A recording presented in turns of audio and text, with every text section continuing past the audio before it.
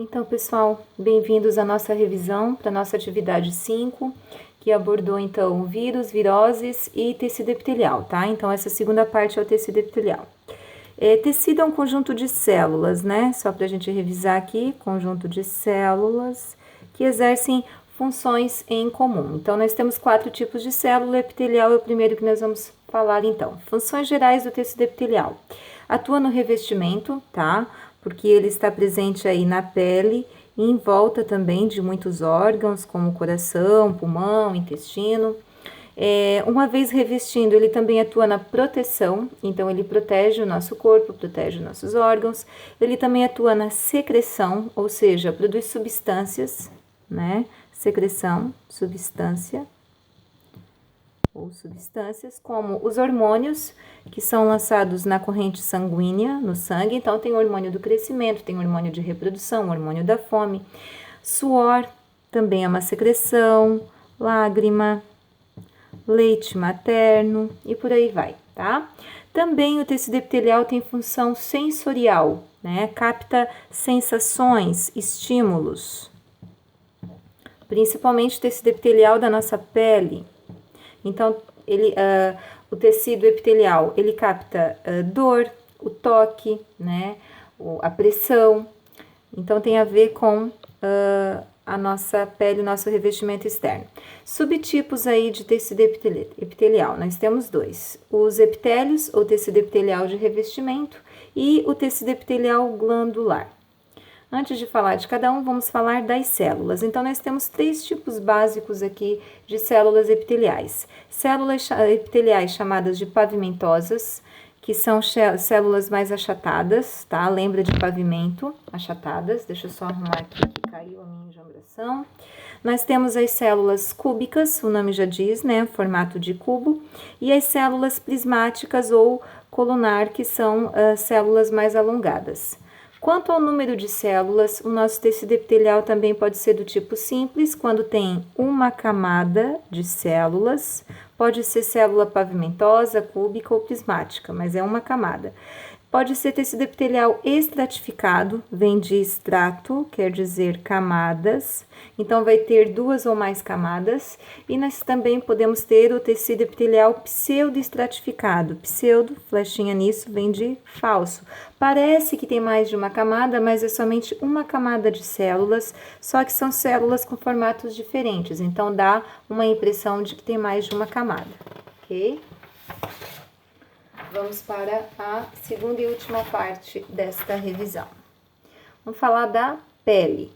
A pele é o nosso maior órgão, né? Ela tem equivalente mais ou menos a um peso de 5 kg e é formado por 2 tipos de tecidos, o tecido epitelial e o tecido conjuntivo. O tecido epitelial, que delícia, adoro quando dá essas coisas assim, bem no meio da gravação, né? E a professora não sabe editar e vai assim mesmo, tá? O tecido epitelial, então, tá vivo esse negócio. O tecido epitelial, então, ele seria a parte mais superficial, ok? Então, ele é representado pela epiderme. E o tecido conjuntivo, ele seria, então, um pouco mais profundo, fica um pouco mais abaixo, seria a nossa derme. Aqui eu fiz um desenho bem simples, né? O corte da nossa pele de fora para dentro. Então, nós temos a camada mais externa, que é a camada córnea, tá? Que é a que a gente toca, tem células mortas.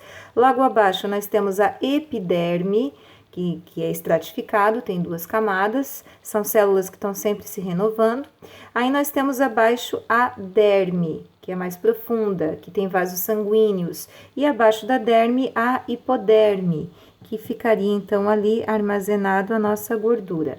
Lembrando que no caso de uma tatuagem, onde é usado microagulhas, é injetado a tinta na derme, tá bom? E a derme, como é tecido conjuntivo, é um tecido vascularizado. Já que o tecido epitelial não tem vaso sanguíneo, a derme, o tecido conjuntivo, tem vaso sanguíneo, então ele é vascularizado. E é o tecido conjuntivo que alimenta o tecido epitelial, ok? E para a gente terminar, nós vamos ter então o tecido epitelial glandular, que são as glândulas. Nós temos 3 tipos básicos de glândulas, é bem fácil. Glândulas exócrinas, exo quer dizer fora, Então, essa glândula coloca para fora a secreção, por exemplo, as glândulas lacrimais, deixa eu voltar aqui, as glândulas lacrimais, sebáceas e sudoríparas, tá? Lágrima, sebo, que é oleosidade, e suor. E nós temos aqui as glândulas endócrinas, endo vem do grego, quer dizer dentro, tá bom? Fica dentro. Então, não elimina para fora a secreção, são os hormônios, acaba eliminando no sangue. Exemplo, essa glândula chamada hipófise, fica no teu cérebro. E nós temos, para encerrar, as glândulas anfícrinas. Anfi vem de duplo, tá? Então, ela é um pouco de cada. Exemplo, o pâncreas e as gônadas, flechinha nisso. Os testículos e os ovários.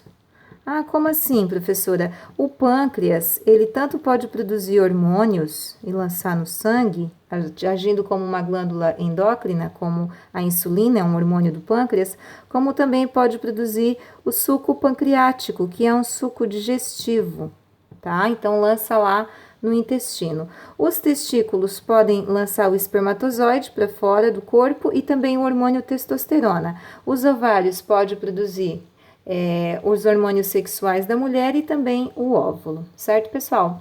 Então, essa era a nossa revisão, tá? A segunda e última parte para a atividade 5, gente. Um bom estudo.